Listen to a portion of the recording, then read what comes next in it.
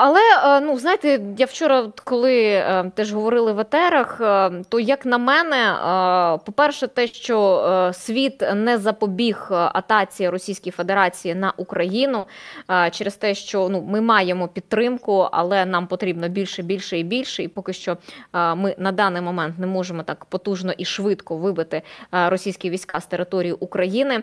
Але це, тим не менше, такий собі запустила маховик, який розкручується щодо інших військових конфліктів локальних по світу. На вашу думку, надалі ситуація така військова у всьому світові, вона загострюватиметься, чи все ж таки буде все локалізовано?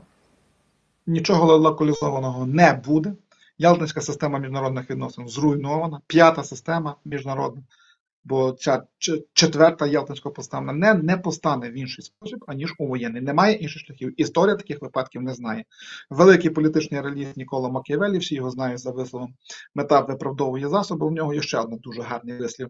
Якщо хочеш знати, як буде, вивчи, як було. Так от, перша міжнародна система, 1648 рік, так звана Вестфальська, за результатами, підкреслюю, великих релігійних воєн у Європі. Друга Віденська, за результатами наполеонівських війн у Європі, підкреслюю, знову ж таки війн, і знову ж таки у Європі. Третя Версальська, 1919 рік, за результатами Першої світової війни, і четверта за результатами Другої світової війни. Не треба мати якусь спеціальну особливу освіту з міжнародних відносин, щоб зробити одне просте логічне припущення. А п'ята постане в інший спосіб, окрім кривавого. Та не постане. ООН не працює. Мертва організація. У світі накопичилося так багато проблем нерозв'язаних, які десятиліттями не розв'язувалися. І, до речі, палестинська в тому числі більше ніж 70 років не розв'язується і не розв'яжується, крім сили. І з огляду на те, що правил немає, що найстрашніше зробили московити, то цю ялтинську систему знищили. Це вони знищили її, анексувавши Крим і здійснивши повноцінне вторгнення в Україну. А розуміючи, що політика ніщо інше, як даруйте, не так, що війна ніщо інше, як політика насильницькими методами, це не мої слова, це слова Карла фон Клаузевіца, то, на жаль, планета уступила у турбулентну зону малих, середніх і, не приведи, Господи Боже, однієї великої війни. Два глобальні блоки складені по факту. Велетенський, так званий Південь, він є, там більше людей, 6 мільярдів люду, і він тиранічний, це світові тиранії. І так звана глобальна північ, це євроатлантичний простір і англосаксонський світ. Бо, скажімо, фізично Австралія знаходиться у півдні, але ментально, культурно, філософськи, політично знаходиться у півночі. І між цими блоками буде тільки наростати протиборство, а не буде, воно по факту почалося. От другий раунд маємо в Ізраїлі. Чим це все закінчиться, я не знаю, але маючи певну освіту, та напевно таку доволі непогану освіту саме із міжнародних відносин, гарантую, п'ята міжнародна система постане виключно на каскаді воєн. По-іншому не буде. Ми на порозі Третьої світової, яка фактично вона почалася вже локально, але може і глобалізуватися, правильно? Ми не можемо в ній. Ми на первинній стадії. Ми в умовному 1939 році, коли Гітлер уже заатакував Польщу. Можна б тоді його було зупинити. Ще в 1939-му можна було. Могла Друга світова війна не набрати тих обертів, яких вона не брала. Якби французи, британці і американці були більш рішучими. А вони рішучими стали тільки тоді, коли Японія ударила Перл-Харбор, коли упав Париж і коли полетіли перші бомбардувальники у бік Великої Британії, і німців вдалили Радянський Союз. Але маховик уже закрутився. Ми ще маємо шанс, навіть не ми, направду все в руках однієї суперпотуги – США. Вони спроможні і нашу війну локалізувати, і іранську, і так далі. Питання, чи відважаться. Потрібен новий Джордж Вашингтон, Делано Рузвельт, чи Рональд Рейган. А у європейському розумінні потрібен новий Уінстон Черчилль, чи в ізраїльському розумінні Аріель Шарон чи Голда Меїр. Ну, буду чесним, я персонально таких людей поки що не проглядаю. Вони, скоріше за все, з'являться, але питання, на якій точці буде оцей маховик, котрий вже розкручується.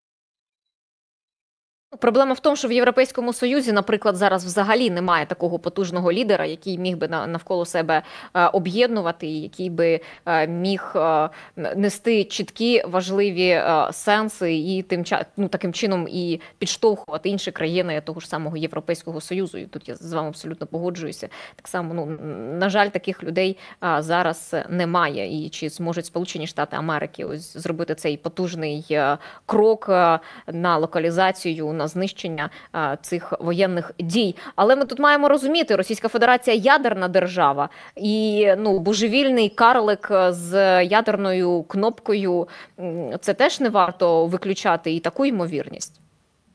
Цілком поділяю вашу точку зору, саме тому все дуже обережно. Приведу конкретний приклад. 1962 рік ядерні ракети розчохлені, готові завдавати ядерному удару по США, так звана Карибська криза. Хрущову нічого не загрожувало на персональному рівні. Нічого. Законний, легітимний, легальний лідер в усіх можливих сенсах. Радянському Союзі нічого не загрожувало. Він на піку своєї могутності ще її набирав, а Путіну загрожує. Путін кримінальний злочинець, він оголошений міжнародний розшук. Він прекрасно усвідомлює, що воєнна поразка в Україні дорівнює його фізичній смерті. А ще маючи дуже специфічний спосіб мислення, він закоханий сам у себе, він нацист, він вважає себе владикою всесвіту, чи принаймні претендував на цю роль, бо саме тому почав війну в Україні. Там стільки комплексів, їх так багато, що де точка неповернення, ніхто не знає. І направду це страшно, бо якщо умовно в 1962 році годинник судного дня, всі знають, що це, був за 2 хвилини до апокаліпсису, то зараз він за 1,5 хвилини. Рахуються дуже розумні люди, там ще 16 нобелівських лауреатів у цьому клубі годинника судного дня. І це не такий соціально-філософський аналіз, яким ми зараз з вами займаємося. Це математичні алгоритми, дуже точні, дуже якісні, дуже перевірені, дуже серйозні. І якщо посунули на 30 секунд уперед, то це багато. Якщо це не упередити ці дії Путіна, якщо його не зупинити, то от, кажучи про те, що маховик запущений і інші конфлікти можуть спалахнути. Так само зараз Південна Корея заявляє те, що КНДР може, за прикладом того ж самого Хамасу, почати вторгнення до Південної Кореї. Не виключено, що і Китай може піти на захоплення і на атаку Тайваню. Правильно? І це вже будуть більш глобальні конфлікти, тому що і Сполучені Штати Америки, вони теж і Тайвань підтримують, і Південну Корею вони підтримують, а що Китай, що КНДР, ці режими, вони роблять те, що постійно готуються до війни. Справжню політичну волю зараз треба проявити в Україні. Треба нам дати далекобійні ракети Атакамс. Нарешті, щоб уже з'явилася у нас авіація з усіма бомбо-ракетними навантаженням до нас, і щоб ми за кілька місяців зуміли припинити цю війну. Кілька тисяч ракет Атакамс міняють положення, міняють. І тоді весь колективний південь з тиранічними режимами зрозуміють, що колективна північ готова воювати і готова битися. От що треба зробити. Чи це зроблять, я не знаю. І без заборон бити по території Російської Федерації. Тому що нам потрібно свої території.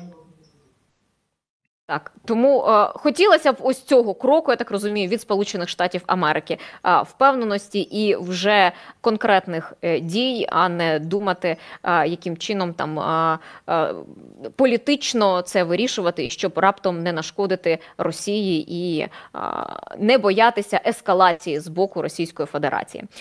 Петре, дякую вам, що доєдналися до етеру, дякую за ваші думки, я тут дуже їх навіть поділяю, тому сподіваємося, що Сполучені Штати Америки просто врешті-решт цей крок зроблять. Дякую, гарного вам дня і перемоги нам усім.